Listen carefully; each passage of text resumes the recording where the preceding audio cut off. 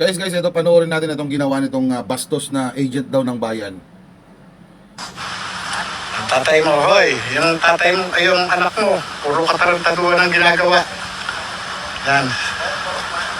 Yan. Ang tatay ni Bongbong Marcos. Yan. O, di ba?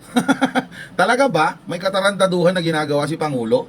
O bakit hindi nyo kasuhan? Bakit hindi ninyo makasuhan? Ha? Agent Calvo.